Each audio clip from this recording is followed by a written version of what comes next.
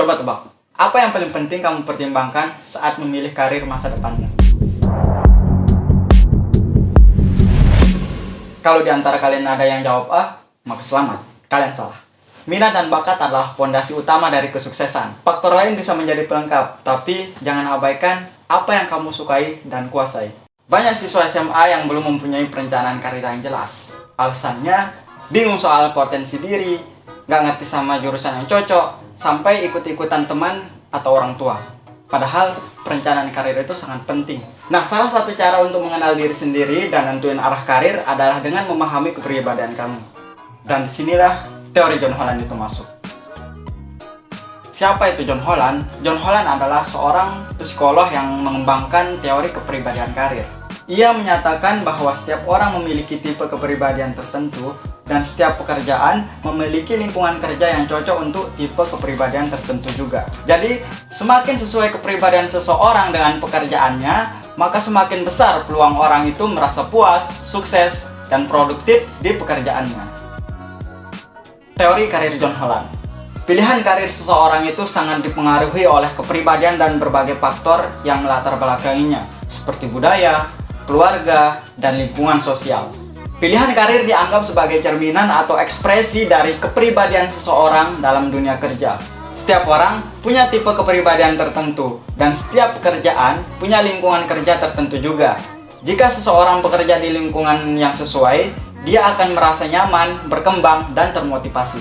Maka dari itu, Holland membagi tipe kepribadian itu menjadi 6, yaitu realistik, investigatif, artistik, sosial, enterprising, dan konvensional. Semua itu disingkat menjadi REASEC. Yang pertama, tipe kepribadian realistik. Tipe kepribadian ini cenderung lebih suka bekerja dengan mengandalkan fisik seperti ototnya atau praktik dan lebih suka bekerja di luar ruangan. Dia biasanya tenang dan tidak banyak bicara. Tipe ini juga biasanya tidak terlalu suka teori, debat, atau diskusi panjang. Pekerjaan yang cocok untuk tipe ini diantaranya yaitu mekanik otomotif, teknisi listrik, pemadam kebakaran, operator alat berat, polisi, tentara, dan sebagainya. Selanjutnya, tipe kepribadian investigatif. Ciri khas dari tipe ini yaitu dia lebih cenderung untuk berpikir mendalam, kritis, dan menganalisis masalah secara reflektif daripada langsung bertindak untuk mengatasi suatu masalah. Tipe ini lebih suka bekerja secara sendiri daripada bekerja secara berkelompok, karena dia lebih nyaman dengan suasana tenang dan fokus. Tipe ini juga biasanya kurang tertarik pada hal-hal sosial. Hobi yang biasanya disukai oleh tipe ini adalah membaca buku ilmiah, atau artikel pengetahuan, bermain puzzle, atau teka-teki logika, dan melakukan percobaan atau riset kecil-kecilan. Pekerjaan yang cocok untuk tipe ini diantaranya yaitu programmer, ahli biologi, matematikawan, fisikawan, antropolog, peneliti, dan sebagainya. Tipe kepribadian artistik. Tipe ini cenderung lebih menyukai kebebasan berekspresi, suka menciptakan sesuatu yang unik dan original, serta memiliki imajinasi yang tinggi. Mereka lebih suka bekerja kreatif daripada pekerjaan yang terstruktur dan rutin. Dia lebih nyaman bekerja dalam lingkungan yang bebas dan fleksibel. Tipe ini juga biasanya peka terhadap warna, suara, suasana, dan perasaan orang lain. Tetapi, dia kurang tertarik pada angka, logika teknis, atau rutinitas harian.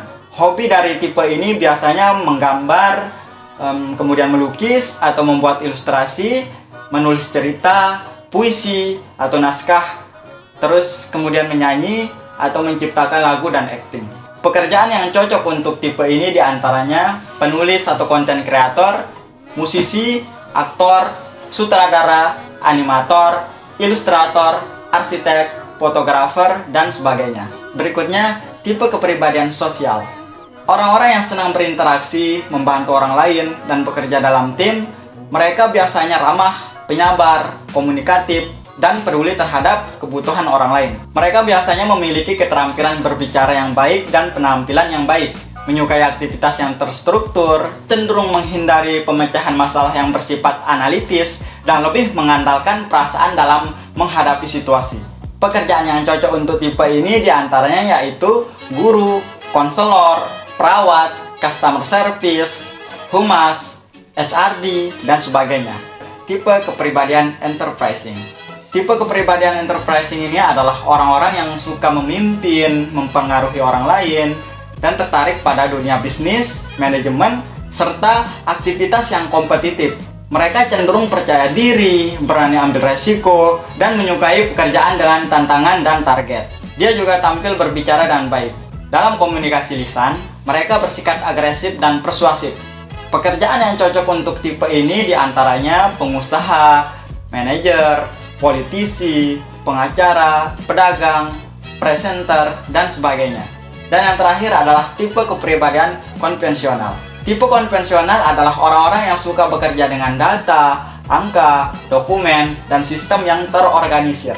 Mereka justru menyukai rutinitas, ketertiban, aturan yang jelas. Dia biasanya teliti dan rapi, patuh terhadap aturan dan sistem yang berlaku. Artinya, dia lebih memilih mengikuti arahan daripada mengambil resiko besar. Dia juga perfeksionis dan sistematis. Pekerjaan yang cocok untuk tipe ini diantaranya yaitu sekretaris, akuntan, pegawai bank, atau teller, ahli statistik, konsultan pajak, dan sebagainya. Holland menggambarkan hubungan antara keenam tipe ini dalam bentuk heksagon atau segi enam yang saling terhubung. Tipe-tipe ini bersebelahan dalam heksagon Reasek. Kata Holland, setiap orang bisa saja mempunyai 2 atau 3 gabungan tipe, tapi biasanya ada satu tipe yang paling dominan. Holland juga membagikan gabungan tipe ini menjadi 3 tingkatan. Yang pertama, tipe yang tingkatannya paling tinggi adalah tipe yang bersebelahan, karena tipe yang bersebelahan memiliki banyak kesamaan dan karakteristik. Seseorang yang memiliki 2 tipe bersebelahan biasanya akan nyaman dalam berbagai karir yang mencerminkan gabungan kedua tipe tersebut. Contohnya, kamu adalah orang yang memiliki tipe kepribadian investigatif, yaitu orang yang suka berpikir secara mendalam, tapi juga kamu mempunyai kreativitas yang tinggi dan menyukai ekspresi seni atau desain, seperti tipe kepribadian artistik. Biasanya kamu adalah seorang yang bekerja sebagai arsitek. Mengapa arsitek? Arsitek biasanya berpikir secara mendalam bagaimana struktur bangunan agar menjadi kokoh dan memiliki kreativitas yang tinggi, sehingga dapat menciptakan desain yang estetik dan kreatif. Artinya, ketika kamu memiliki 2 tipe kepribadian yang bersebelahan, maka kamu akan merasa nyaman, puas, produktif dalam pekerjaanmu. Yang kedua, ada tingkatan tipe yang sedang. Maksudnya adalah tipe kepribadian yang dipisahkan oleh satu tipe lain dalam pola heksagon. Artinya, mereka masih mungkin saling melengkapi, tapi butuh sedikit lebih banyak penyesuaian lagi dalam minat, bakat, atau cara bekerjanya. Biasanya kombinasi ini tetap bisa menghasilkan pilihan karir yang baik, asalkan lingkungan pekerjaannya juga mendukung. Dan yang ketiga adalah tingkatan tipe yang paling rendah, yaitu tipe kepribadian yang berseberangan dalam pola heksagon. Artinya, mereka memiliki sifat-sifat yang sangat berbeda dan biasanya sulit disatukan dalam satu individu. Jika seseorang memilih karir yang jauh dari tipe kepribadiannya, mereka bisa saja merasa tidak cocok, stres, atau tidak berkembang dalam pekerjaannya. Teori Holland memiliki peran penting dalam pelaksanaan bimbingan konseling di sekolah, khususnya dalam mendukung siswa agar dapat mengambil keputusan karir yang sesuai. Siswa dapat dibantu untuk memilih karir yang sesuai dengan minat, bakat, kemampuan, dan kepribadian mereka, sehingga meningkatkan kesiapan dan kedewasaan dalam menentukan arah karirnya. Setiap teori, termasuk penelitian yang berperan penting dalam perkembangan ilmu pengetahuan, pasti memiliki sisi positif dan negatif. Hal ini juga berlaku bagi teori karir John Holland yang memiliki sejumlah keunggulan sekaligus keterbatasan. Di antaranya, kelebihan dari teori ini adalah mudah dipahami oleh siswa. Kemudian juga sudah teruji dan banyak dipakai di dunia pendidikan, termasuk membantu siswa merasa lebih percaya diri dalam merencanakan masa depannya. Sedangkan kelemahan dari teori ini yaitu tidak semua orang bisa dengan jelas masuk ke satu tipe kepribadian.